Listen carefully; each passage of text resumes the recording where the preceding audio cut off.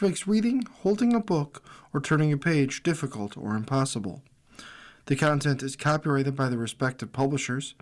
For more information, please visit us on the web at nfradioreading.org. Welcome to Around Our Area, a weekly look at community newspapers from around Western New York. Your reader for this hour is Paul Denning. Starting with the Amherst Bee. Amherst receives $6.25 million in state funding secured for infrastructure, recreational projects. This is written by Bob Kupczyk. On June 18 at Amherst Town Hall, Senator Jeremy Zellner and Assemblymember Karen McMahon joined Amherst Town Supervisor Sean Lavin and Town Board members John Davis and Michael Zuccala to announce the allocation of $6.25 million in state funding for Amherst. This will include $5 million for upgrades to the cryogenic plant and wastewater treatment facility, which processes almost 26 million gallons of water daily and serves multiple communities, including Williamsville, Clarence, and the University at Buffalo. The plant has been in operation since 1980 and runs continuously. Funding will support the replacement and modernization of aging equipment. The facility utilizes a high-purity oxygen activated sludge process that relies on a cryogenic oxygen generation system installed in 1980, said Amherst Town Engineer Jeff Burrows. While the system has been carefully maintained and rehabilitated over the years, it has now exceeded its expected service life. This investment will help ensure the long-term reliability of the treatment process and allows us to continue meeting our environmental obligations. There's one thing the town government needs to do: make sure that your toilet is flushing properly and that the police answer the call when you call, said Lavin, to a few laughs from the audience on hand in the council chambers. On the 46-year-old plant, Lavin said it was a top priority. It's well past its life, and it's imperative that capital improves our cryogenic plant for the future. This capital is imperative to continue that growth. Additional funds include $700,000 for youth and recreation to build a Northwest Community Playground, $250,000 for lighting at Royal Park pickleball courts, and $300,000 for the North Forest Community Center. The Northwest Community Center serves as a hub for community programming and child care services.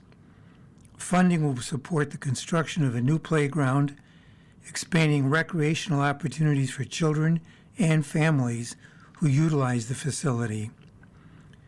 The North Forest Park is home to one of Amherst's 2 outdoor pools and is one of the town's most heavily used recreational destinations, according to town officials. Funding will support the installation of a new playground, enhancing amenities for residents and families who visit the park. According to the town, Royal Park has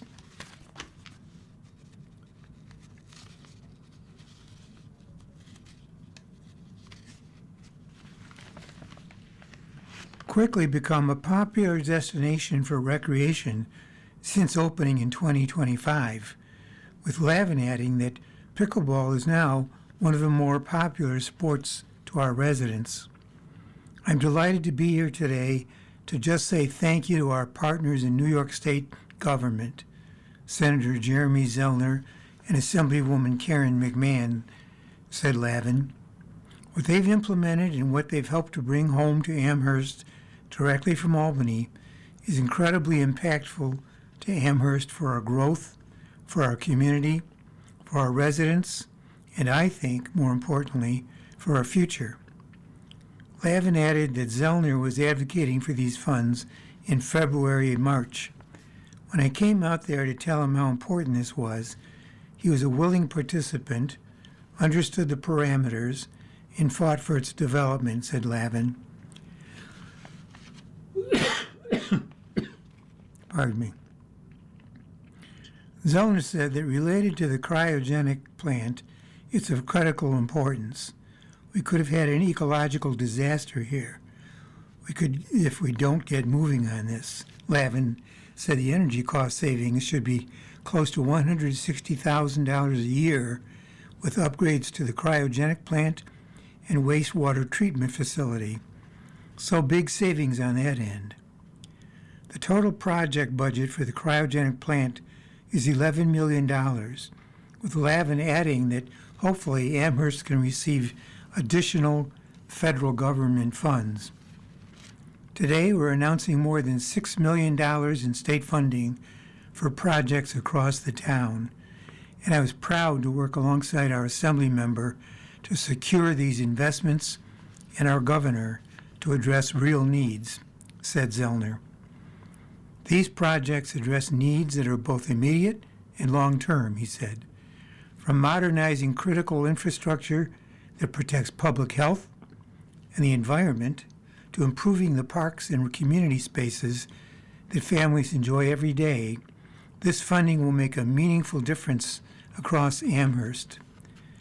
This investment reflects what good government can accomplish when we work together to identify needs and then deliver those results for our residents, said McMahon, adding, investing in our infrastructure, parks, and community spaces is an investment in the people who call Amherst home.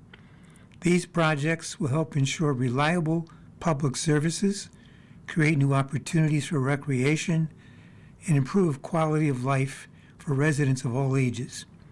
I was proud to partner with Senator Jeremy Zellner to secure this funding and deliver resources that will benefit our community for generations.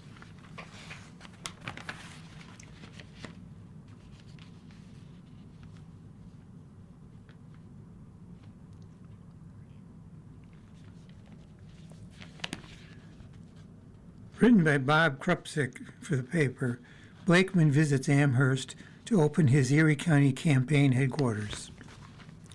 Nassau County executive and candidate for New York State Governor Bruce Blakeman was in Amherst on June 16 for a rally and the grand opening of his Erie County headquarters on Maple Road in Amherst. Blakeman spoke to a full room criticizing Governor Kathy Hochul for high taxes, economic decline, and policies such as cashless bail, and promised to end sanctuary city status if elected. Blakeman's running mate is Madison County Sheriff Todd Hood. Blakeman said Hood is a man who knows how to keep us safe. He's going to make a great lieutenant governor. Blakeman joked that Hood also doubles as his security. The gubernatorial candidate said that while New York State is a diverse state, everybody feels the same way. Everybody is miserable under Kathy Hochul. We're the most overtaxed, overregulated state in America. He said New York State utility bills are 70% higher than the national average. That is a disgrace. Kathy Hochul, if you want to know why it's unaffordable,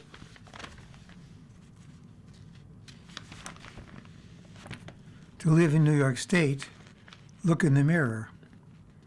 Blakeman stated that New York is at the bottom of economic development and that cashless bail is releasing criminals into our communities, committing crime after crime after crime without any consequences. People feel less safe in their communities.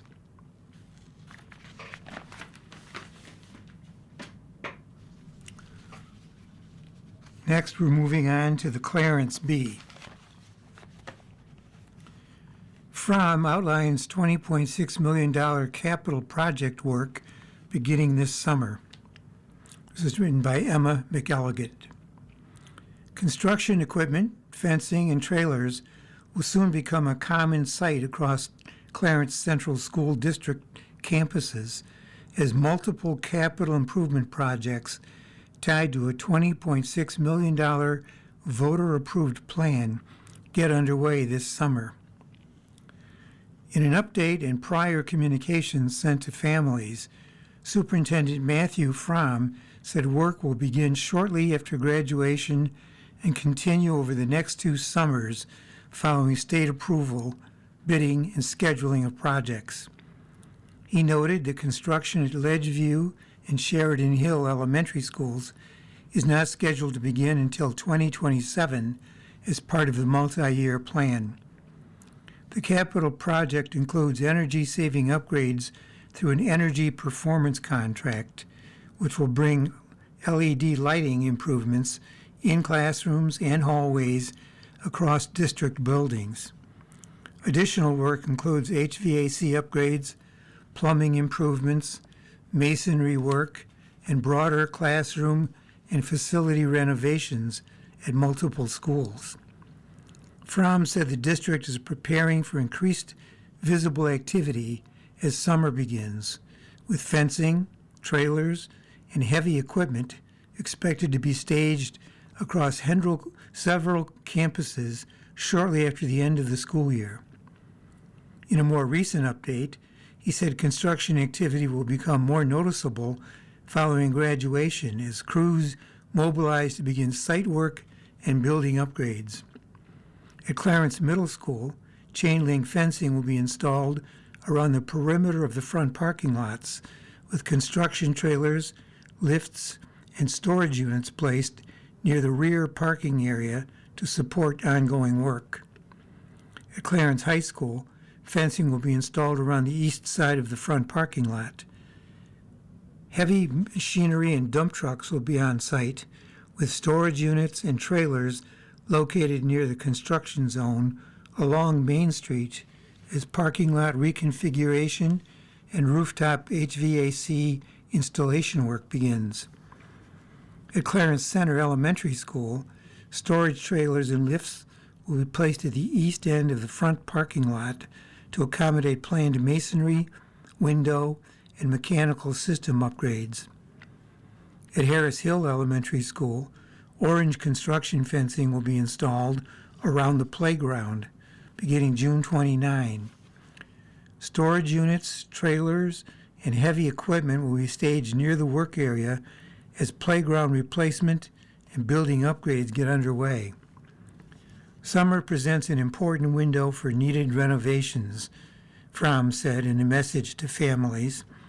With students and staff out of our buildings in July and August, our construction team will be taking advantage of the opportunity to tackle improvements that would be difficult, or in some cases impossible, to complete during the school year. Fromm said much of the HVAC, plumbing, and lighting work will occur behind the scenes inside district buildings, while exterior work will be more visible across campuses once students and staff leave for the summer. Clarence man charged with second-degree murder in wife's death. According to a news release from the Erie County District Attorney's Office, District Attorney Michael J. Keene said a Clarence man was arraigned on a murder charge following the death of his wife earlier this week.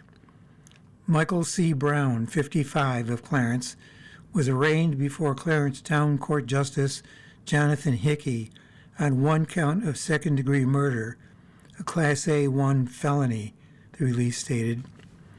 Authorities said Erie County Sheriff's Office deputies responded at about 2:55 a.m., June 18th, to a residence in the 9100 block of Sheridan Drive after a 911 call. A 50-year-old woman was found dead at the scene. Prosecutors allege Brown intentionally caused the death of his wife. Brown was held without bail and is scheduled to return to court at 5 p.m. June 22nd for a felony hearing. If convicted, he faces a maximum sentence of 25 years to life in prison. Keene commended the Erie County Sheriff's Office Investigative Services Unit for its work on the investigation.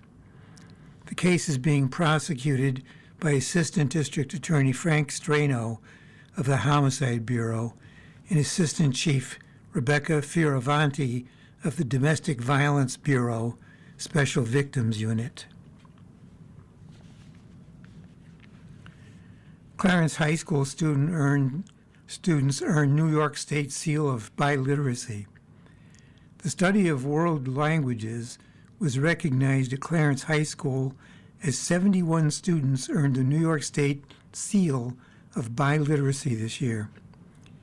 The seal is awarded to students who demonstrate proficiency in English and at least one additional language through coursework and projects completed during their high school careers. Students were recognized during a ceremony on Tuesday, June 9, where they received a medallion and a cord to wear during commencement exercises. World language teachers from Clarence High School and Clarence Middle School attended the event. This year's recipients included 40 students studying Spanish, 20 studying French, and 11 studying Latin. Several students also worked toward biliteracy requirements in additional languages, including Korean. The Seal of Biliteracy program continues to be a significant part of language learning at Clarence High School. The class of 2025 included 75 recipients, while 71 students earned the seal in 2024 and 85 students received the distinction in 2023. The New York State Seal of Biliteracy recognizes students who attain a high level of proficiency in listening, speaking, reading, and writing in English and another language, preparing them for future educational and professional opportunities in an increasingly multilingual world.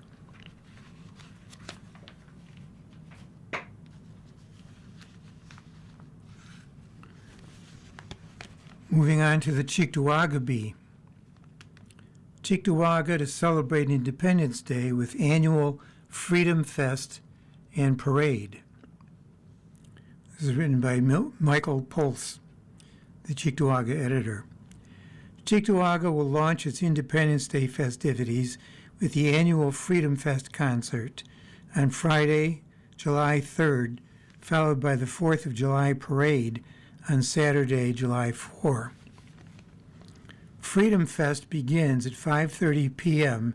at Cheektowaga Town Park, 2600 Harlem Road. The free, family-friendly event honors service members, veterans, and first responders while supporting the community through a food drive benefiting the Resurrection Life Food Pantry.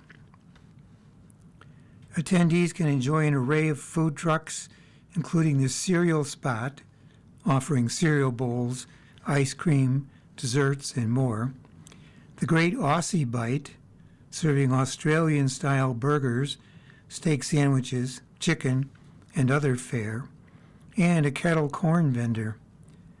A beer tent will also be on site, along with live music by the Western New York rock band Impact, which takes the stage at 6 p.m. The evening will conclude with a fireworks display by local company Skylighters Fireworks around 9:45 p.m. The parade on Saturday begins at noon and will feature the Cheektowaga Police Honor Guard leading the procession. This year the route has changed. Instead of starting at the Thruway Plaza, the parade will step off near the intersection of Harlem Road and Walden Avenue and proceed along Harlem Road for around half a mile to Cheektowaga Town Park. Participants will include local fire trucks and firefighters, police officers, superheroes, sports teams, and custom trucks. New additions to this year's lineup are the Eastern Great Lakes Chief Petty Officer Association, a nonprofit organization of U.S. Coast Guard Chief Petty Officers dedicated to supporting their shipmates, their families, and the local community, and the Ambassadors Twirling Corps, a local baton twirling and competition team.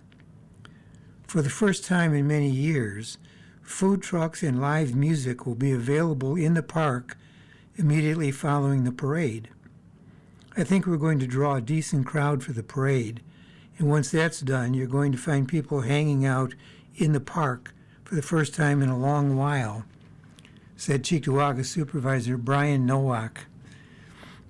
He noted that the town is uncertain whether it will repeat the post-parade activities next year, but added that if the event is successful and manageable, let's give it a go in 2027. Additionally, the Cleveland Hill Fire Department will hold a remembrance ceremony honoring the victims of the tragic Cleveland Hill school fire. On March 31, 1954, an explosion and fire swept through a wooden annex at the Cleveland Hill Union Free School District's elementary school, claiming the lives of 15 sixth-grade students and injuring 19 other students, 3 teachers, and the principal. This year's Freedom Fest and Parade take on added significance as the United States prepares to celebrate its 250th anniversary. Nowak reflected on the significance of the nation's upcoming 250th anniversary.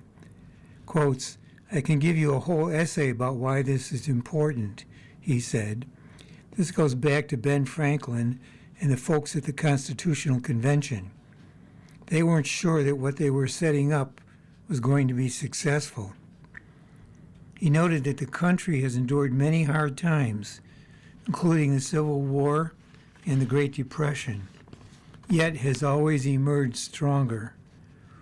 For our country to always come out on the other end and the other side and do real well, it's a testament to what the framers set up for free self-governance, Nowak said. Even amid today's political divisions, he expressed confidence in America's enduring promise. This really is a land of opportunity still. Groups, businesses, or organizations interested in participating in the parade can register at tocny.org/July-4th-parade-registration.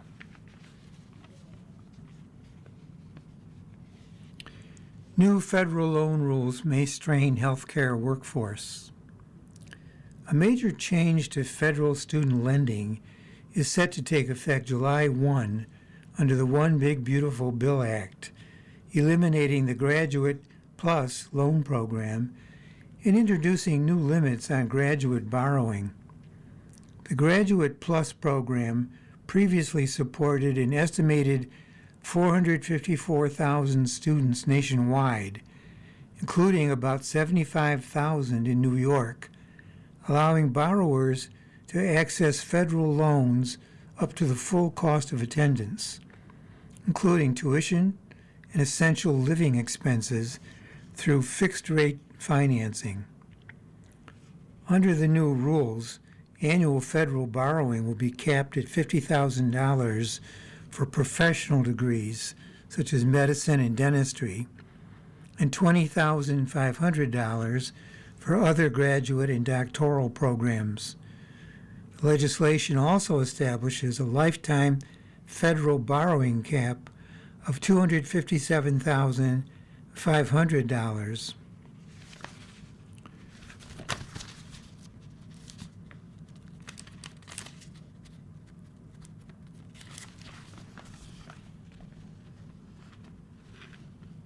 Which include any undergraduate student loan debt. A simple Google search suggests these figures may not align with the current cost of attendance for many programs. The average annual cost of medical school is approximately $81,000 at public universities and can exceed $100,000 at private institutions. In addition, annual tuition increases of roughly $1,500 further widened the gap between borrowing limits and actual educational expenses. The resulting $30,000 to $50,000 annual funding gap may push students toward private loans, though those are not a guaranteed alternative. Private lenders typically require strong credit scores and, in many cases, creditworthy cosigners.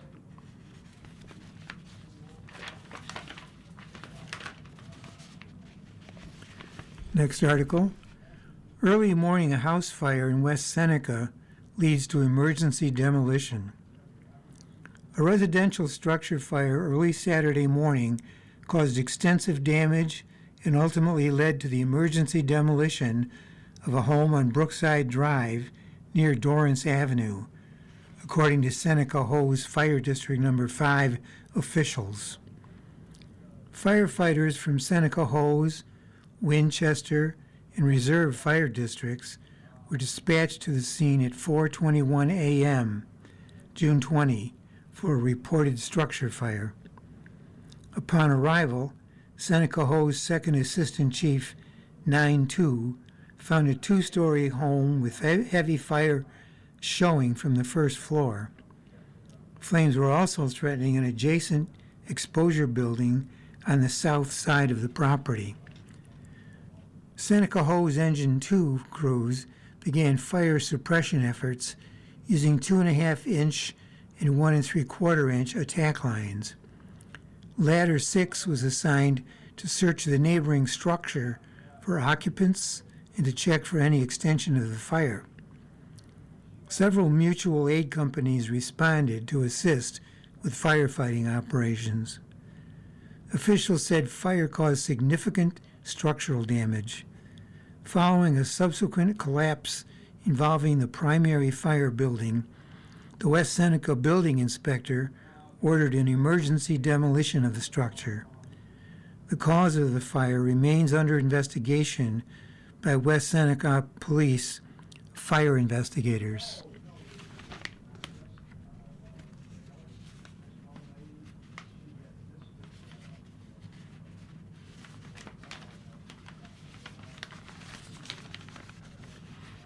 Obituaries. Lawrence Hadjduk, teacher, volunteer fireman. Lawrence E. Hadjduk, 77, of Newport, North Carolina, formerly of Cheektowaga, passed away peacefully at his home on June 15, 2026. Larry was born on August 19, 1948, in Buffalo, to parents John Hadjduk Jr. and Helen Hadjduk. He was a 1966 graduate of Depew High School and a MS graduate from the State University College at Buffalo. He had a 35-year career with the Cheektowaga Sloan Public Schools, teaching English, language arts, public speaking, and journalism at John F. Kennedy High School in Cheektowaga. During his distinguished career as an educator, he also served as president and chief negotiator of the Teachers Association of Cheektowaga Sloan, was a member of the New York State United Teachers, as well as the National Education Association. In addition to his paid career, Larry served as a volunteer fireman in his hometown, achieving life member status at the South Line Volunteer Fire Company in Cheektowaga.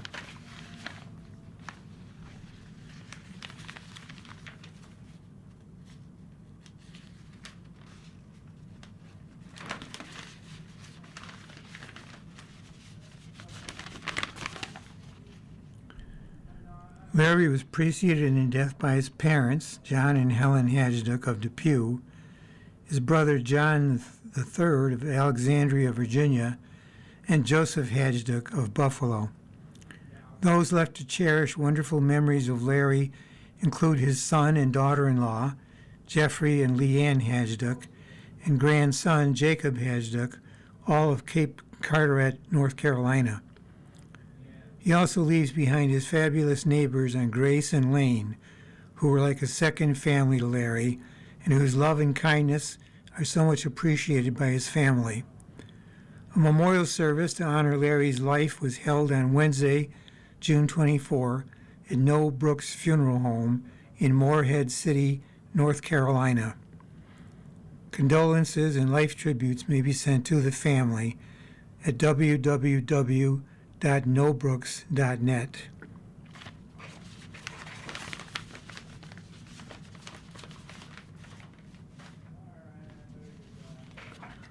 Moving on to the Lancaster Depew Bee. Como Park Little Free Blockbuster offers entertainment without the subscription. This is written by Jim Sinner, the editor.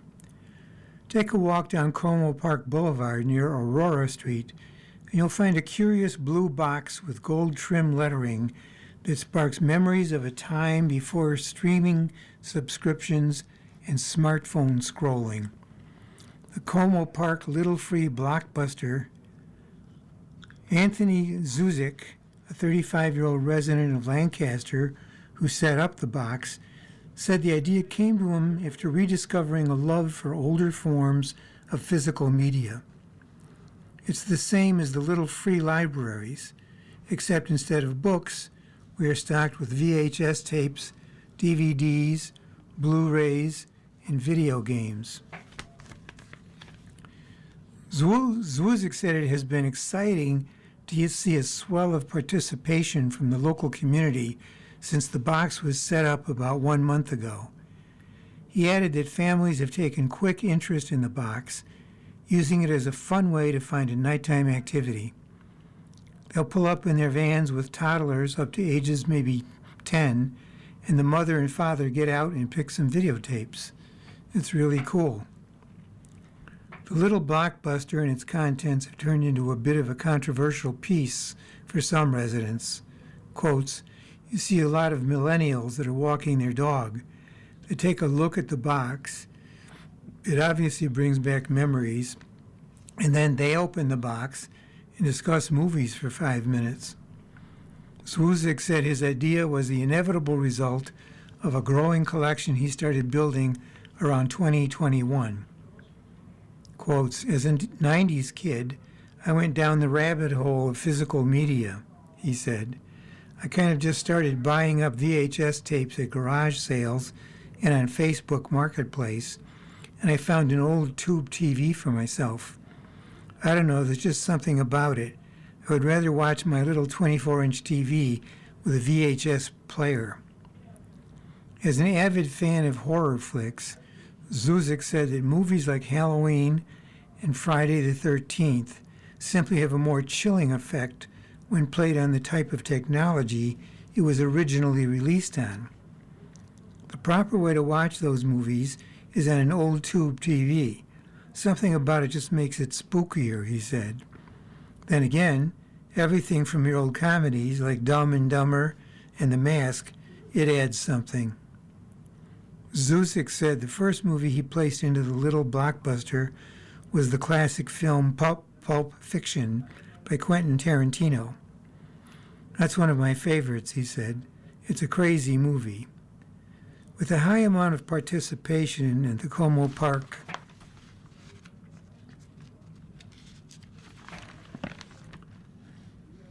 Little Free Blockbuster, Zwozik is already formulating plans to spread his exchange points throughout Erie County. He is currently plotting spots for free blockbusters in East Aurora, Canmore, and downtown Buffalo near Allen Street. He added that more boxes have already been secured through a donation from B Group Newspapers. It's cool to see everyone come together to make this happen. I hung it up and didn't know what to expect, he said. You can follow the Como Park Little Free Blockbuster on Instagram by searching Como Park Blockbuster, all one word.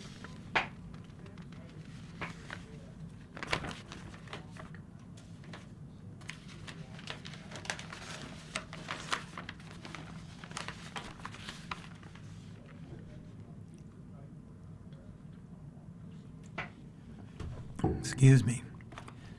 Next article. Shakespeare in Delaware Park announces touring dates.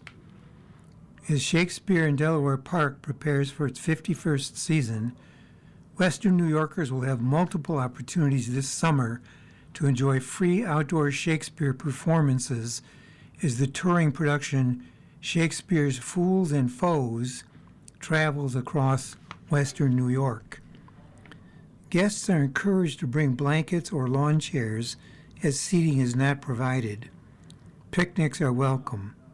The production runs approximately 1 hour. The tour opened June 10th at Windsong/Autumn Creek in Amherst and continues with performances in Niagara Falls, Tonawanda, Buffalo, Williamsville, Blaisdell, Grand Island, Lackawanna, Springville, East Aurora, Lancaster, Lockport, Clarence, Lewiston, and Hamburg. A special two-performance day is scheduled for July 18 at Freedom Run Winery in Lockport, with shows at 4:30 p.m. and 7 p.m. The tour's final performance will take place August 24 at Salin Field in downtown Buffalo. Remaining performances include June 29, Grand Island Nike Base, July 13, Galanti Park, Lackawanna, July 14, Heritage Park, Springville, July 15, Knox Farm State Park, East Aurora, July 16, Richard Pascucci Bandshell, Lancaster, July 17, Erie Canal Boat Seneca Chief at Canalside, Buffalo, July 18, Freedom Run Winery, Lockport, 4:30 p.m. and 7 p.m., July 20, Tonawanda Showmobile, Tonawanda, July 21, Clarence Town Park, Clarence, July 22, Keenan Center, Lockport, July 27, Hennepin Park Gazebo, Lewiston, August 3rd, Elmwood Village Charter School, Hurdle, Buffalo, August 10, Taylor Road Park, Hamburg, August 17, Bassett Park Amphitheater, Williamsville, August 24, Salin Field, Buffalo.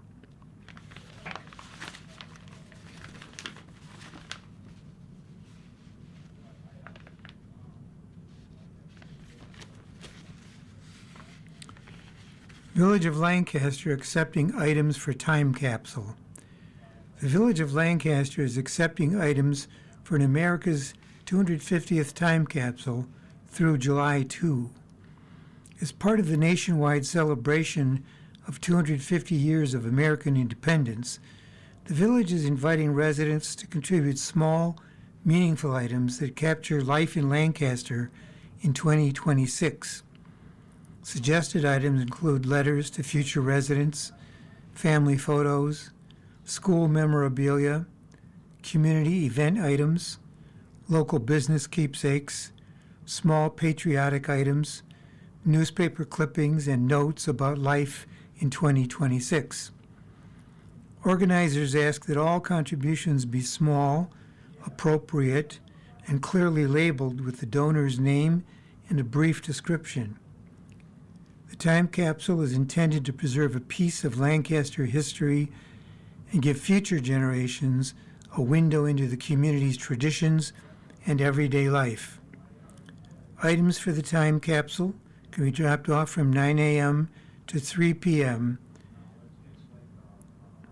Thursday, July 2nd, and Friday, July 3rd at 5423 Broadway and 5200 Broadway.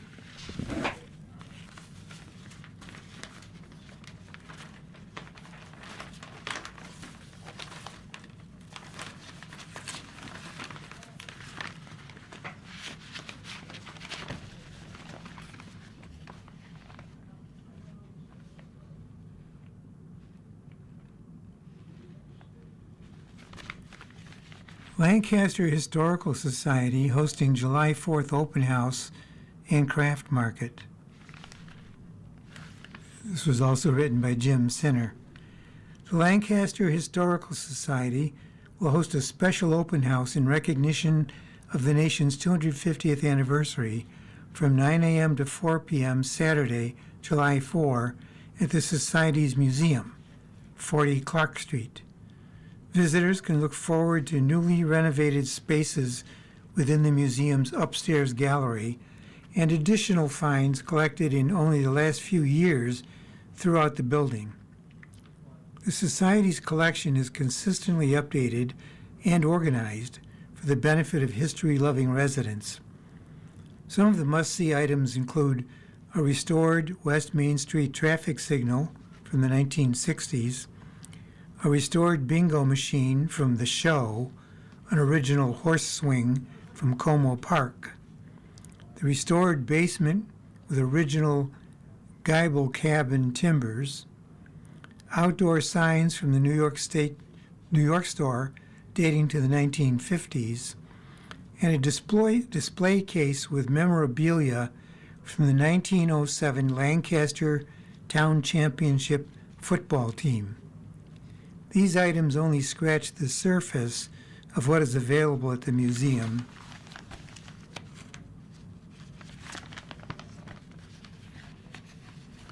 Where visitors can browse through 3 floors of collected local history. During the open house, the Historical Society will host a craft sale on the museum's grounds. Items for sale include the homemade table toppers, hot pads, microwave bowl holders, bookmarks for kids, phone cases, jar openers, table runners, and gift ideas. The craft show will also feature home-sewn quilting items by Marie Shu. For anyone who's already going to be downtown on the 4th, we encourage you to stop in and take a tour of our beautiful museum, said Mary Jo Manin, Lancaster's town historian. There's something for everyone. It's an enjoyable step back and certainly makes you appreciate the generations that came before us. This is our story.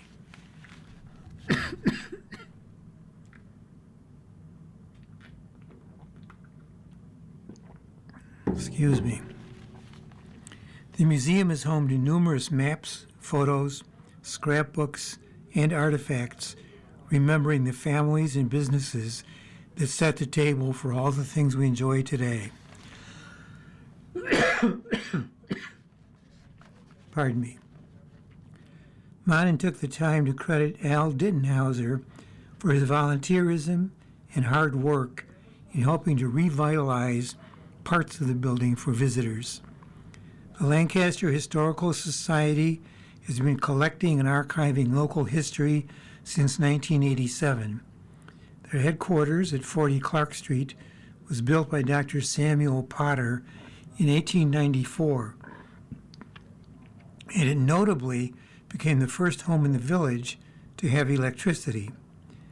The museum rests in the center of the village's downtown historic district, and it is listed on the National Register of Historic Places.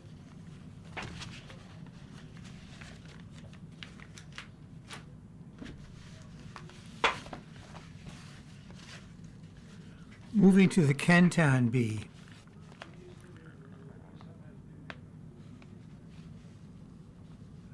NT amends city code to include e-bikes and scooter. The city of North Tonawanda approved a resolution to amend the city code, Chapter 18, on the use of bicycles to add e-bikes and scooters. The Common Council also passed a local restriction proposed by the police chief Keith Glass, prohibiting e-bike and e-scooter operation through public events. In a letter to the Common Council, Glass stated that the existing Chapter 18 that was originally adopted in 1947 primarily addressed bicycle licensing and registration requirements, but they are no longer practical or enforced in modern policing practices, and therefore does not provide the police department with an effective means to address safety concerns that arise during large public gatherings. Recent incidents involving juveniles riding e-bikes who were struck by oncoming vehicles have heightened concerns about e-bike safety and the need for greater public awareness. In response, Mayor Austin Tylek emphasized the importance of educating both riders and parents about safe and responsible e-bike operation.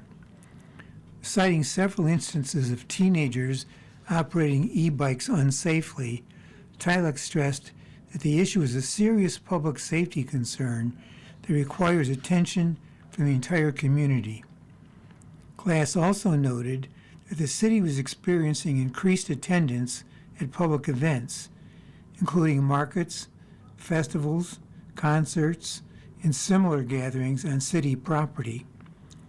These events create densely populated pedestrian environments where the operation of bicycles, e-bikes, and scooters presents a safety risk due to congestion, limited maneuverability, and the potential for collisions, stated Glass in his letter. The amendment to the city chapter, he stated, would provide the necessary legal framework to enhance public safety while maintaining flexibility for city operations and event planning. Tylek indicated that the goal is simple: keep kids safe, protect pedestrians, support responsible riders, and make sure everyone understands the rules of the road. There are a few important New York State rules that every family and rider should know, he added. Must be at least 16 years old to operate an e-bike or e-scooter. Must follow the rules of the road with stop signs and red lights. E-bikes and e-scooters are not allowed on sidewalks. Riders should use bike lanes where available. Avoid roads with posted speed limits over 30 mph. Helmets are required for 16 and 17-year-olds, but still recommended for all. Lights, brakes, and proper equipment matter. Tylek said that the city continues to review additional options. Other communities have taken different approaches, including stronger enforcement, restrictions in parks or crowded public spaces, impoundment for illegal operation, and expanding education campaigns. Each approach has benefits and drawbacks. For example, stronger enforcement can help address dangerous behavior, but our police department cannot be on every street in an 11 square mile city at all times. Broader bans may sound simple, but they can also be difficult to enforce and may unfairly impact responsible riders. School-based restrictions may help reduce unsafe use by younger students, but there are concerns regarding potentially reduced attendance. The city of North Tonawanda is therefore reminding residents about New York State laws governing the operation of electric bicycles and scooters and encouraging riders to prioritize safety while using these increasingly popular modes of transportation. Under New York State vehicle and traffic law, individuals under the age of 16 are prohibited from operating e-bikes and scooters. The law also prohibits carrying passengers, riding on sidewalks, exceeding speed limits established for each vehicle class, and holding on to moving vehicles while riding. Scooters are limited to a maximum speed of 15 miles per hour, while Class 1 and Class 2 e-bikes are limited to 20 miles per hour. State law also requires certain safety equipment on e-bikes and scooters, including a white front light, a red rear light, 2 side lights, an audible warning device, such as a bell, and brakes capable of stopping the vehicle safely. City officials are encouraging riders to to wear helmets at all times and to use bike lanes whenever possible. Riders should avoid roadways with speed limits exceeding 30 miles per hour and follow the same traffic laws that apply to other vehicles, including stopping at all stop signs and red lights. Operators are also required to yield the right-of-way to pedestrians. The New York State's safety notice also outlines the 3 classifications of electric bicycles recognized under New York State law.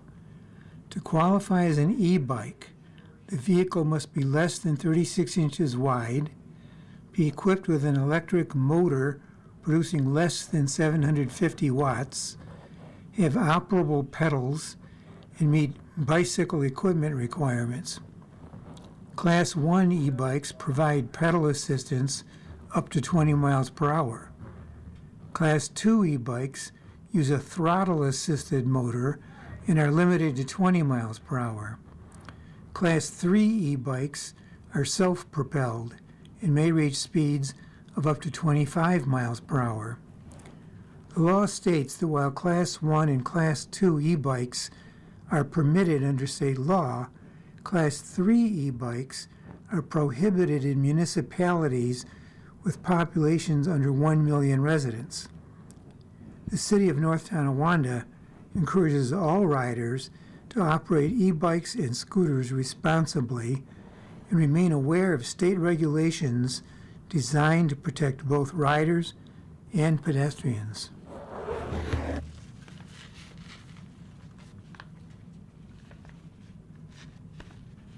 Next article. Students showcase innovative engineering solutions. Students in the Canmore East and Canmore West project Lead the Way pre-engineering programs recently presented prototypes they invented, designed, and manufactured from scratch in order to solve a particular real-life problem.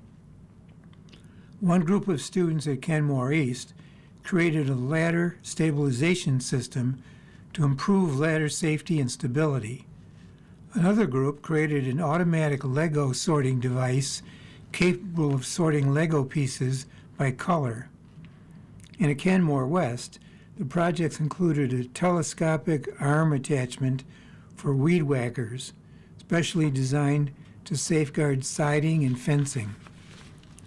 It was the culmination of their PLTW coursework as students worked under the guidance of Canmore East teacher Alex Sowirda and Canmore West teacher Michael Serchula. As part of this program, students are challenged to come up with an engineering solution addressing a real-world problem using the skills and experience they gained in the PLTW program. Teams of students start by conducting research to choose, validate, and justify a technical problem. After carefully defining the problem, teams then design, build, and test their solutions while working closely with industry professionals. Finally, student teams must present and defend their prototypes. They also create exhibits showcasing their projects and discussing their findings, everything from how much it would likely retail to and how it could be improved upon. Students identified a wide range of real-life nuisances, found creative ways to solve them, and showcased their problem-solving and engineering design skills. Project Lead the Way is an internationally recognized pre-engineering curriculum, which is especially valuable for students interested in careers in STEM fields. All PLTW courses offer college credit through several post-secondary institutions and give students the opportunity to earn a technical endorsement on their diploma.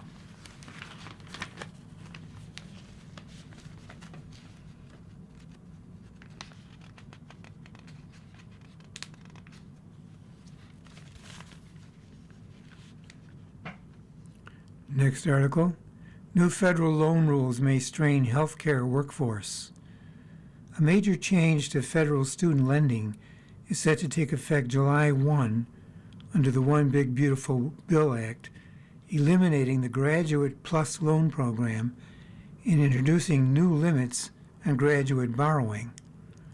The Graduate Plus program previously supported an estimated 454,000 students nationwide, including about 75,000 in New York, allowing borrowers to access federal loans up to the full cost of attendance, including tuition and essential living expenses, through fixed-rate financing.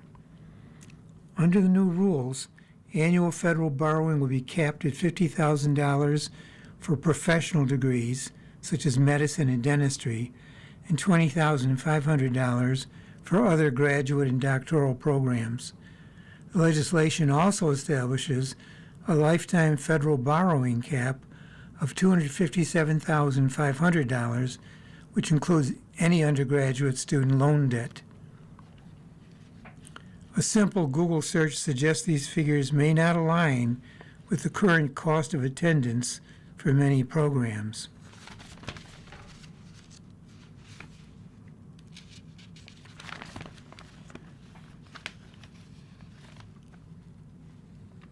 The average annual cost of medical school is approximately $81,000 at public universities. It can exceed $100,000 at private institutions. In addition, annual tuition increases of roughly $1,500 further widen the gap between borrowing limits and actual educational expenses. The resulting $30,000 to $50,000 annual funding gap may push students toward private loans, though those are not a guaranteed alternative. Private lenders typically require strong credit scores and, in many cases, credit-worthy co-signers. However, a recent study indicates that roughly 40% of all college students and nearly two-thirds of Pell Grant recipients do not qualify for traditional private loans.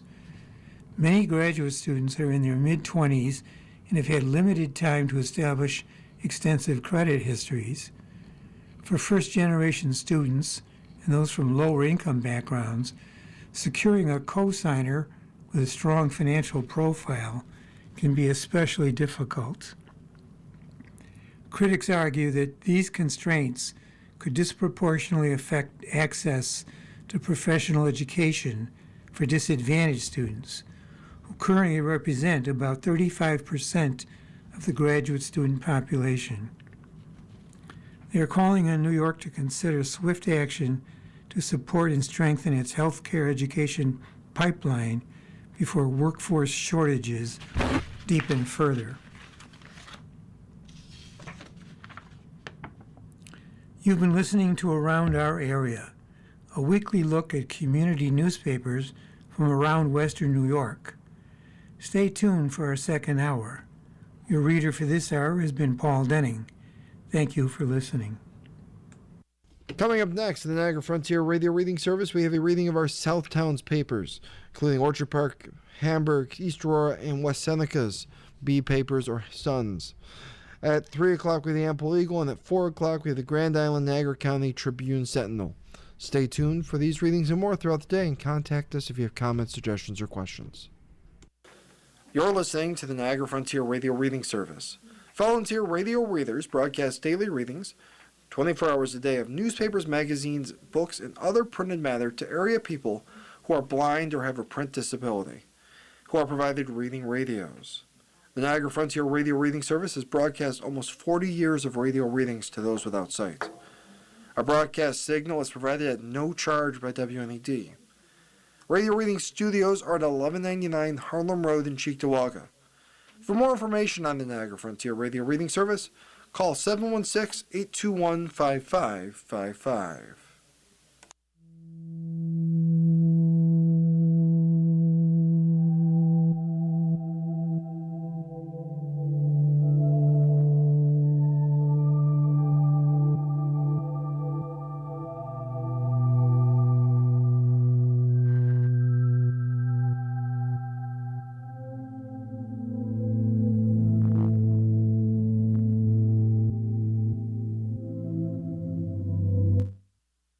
The following program is intended for listeners who are blind, have low vision, or have another print disability.